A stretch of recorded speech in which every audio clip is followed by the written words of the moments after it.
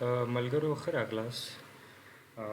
نن به موږ تاسو ته یو ماینډ ټریک وښیو چې تاسو کولی شئ د خپلو ملګرو انډیوالانو ټولګیوالو سره مطلب دغه ماینډ ټریک چې کوم دی وچلوئ. ډېرې اړیکې سره ده د ریاضیاتو سره ده، صحیح ده. نو دغه یو ماینډ ټریک دی، راځئ وګورو چې دا څنګه ماینډ ټریک دی. دی چې دی دی جنرالي سټیپس دي او دغه اګزامپل دی. نو یو اګزامپل به موږ مثال هغه لاندې بل هم ورکو، صحیح ده. نو دلته به زه ولیکم چې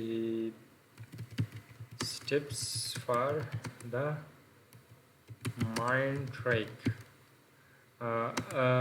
البته باید یادونه وکړم چې دغه چې دی mathematically دی، صحیح ده، مطلب د ریاضي په بیس دی، سمه ده. نو دا هغه سټیپس دي. سټیپس زه یادونه کوم. اول سټیپ دا دی چې ته به ورته ووایې چې یو نمبر مطلب انتخاب کا د یو نه تر لسو پورې، صحیح ده. اول سټیپ دا دی، اوله مرحله. بیا دوهم مرحله کې چې دی هغه کوم نمبر چې دغه کړی دی انتخاب کړی دی هغه به د چې سره ضرب کړي د دوو سره ملټیپلای ایټ، یعنی ایټ نو مطلب مراد دا ده چې پیکټ نمبر، صحیح ده، ملټیپلای ایټ ویت 2. او کوم نمبر دی چې انتخاب کړی هغه د دوو سره ضرب کړه. بیا هغه نه چې کوم ریزلټ راغلی هغه د چې سره ضرب کړه د 5 سره ضرب کړه، صحیح ده. نو دا سټیپ به زه تاسو ته دغسې ولیکم چې تاسو ته ښه دغه شي. شپږ مرحلې لري، صحیح ده. اول به یو نمبر چې کې انتخاب کې، بیا به هغه نمبر د دوو سره چې کې ضرب به کې، ملټیپلای به کې، صحیح ده. بیا به هماغه کوم حاصل چې راغلی هغه به بیا د 5 سره بیا ضرب کړي، صحیح ده. او بیا به کوم حاصل چې راغلی هغه به په شي په هغه انتخاب شوي هغه اول نمبر باندې چې کې تقسیم کړي، صحیح دی، و به ویش کړي. او بیا چې کوم ریزلټ تا سره راغلی هغه به چې د و به ترنه چې کې ماینس کړي، صحیح دی، او و به ترنه تفریق یا منفي کړي. نو تا سره به همیش جواب شي 3. لکه مثال اوس موږ دلته ګورو، موږ ویلې چې اول سټیپ کې چې یو نمبر به انتخاب کړي. نو نمبر شي مثال په ډول باندې زه 4 انتخابوم، صحیح ده، د یو نه تر لسو پورې د 4 یو نمبر دی.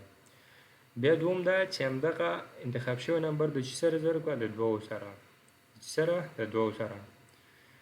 نو انتخاب شوی نمبر 4 دی ضرب د 2 نو مساوي د څو سره شو، د 8 سره، سمه ده. درېیمه مرحله کې چې کوم دی موږ هماغه ریزلټ یا هماغه نتیجه چې کومه ده، صحیح ده، لاسته راغلې نتیجه د 5 سره ضربو. نو لاسته راغلې نتیجه 8 و که نه، صحیح ده. نو 8 ضرب د 5 نو موږ سره چې راوځي 40 راووته، صحیح ده. بیا به دغه ریزلټ چې کوم دی د 40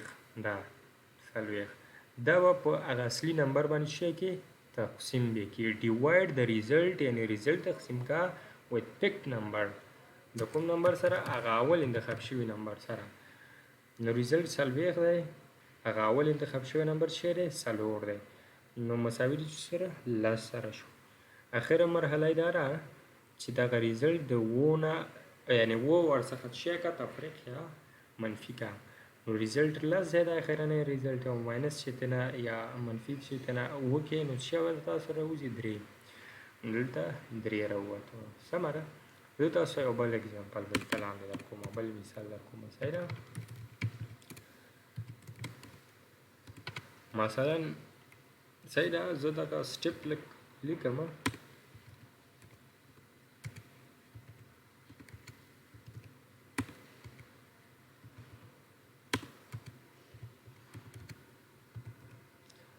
سمه ده. دا زه سټیپ لیکم. اول نمبر مثال زه یو نمبر خوښوم چې هغه چې دی مثلا د مثال په ډول زه 6 خوښوم. دا 6 به چې سره ضرب کړي د 2 سره که نه، اصلي نمبر ضرب د 2، صحیح ده، مساوي د 12 سره.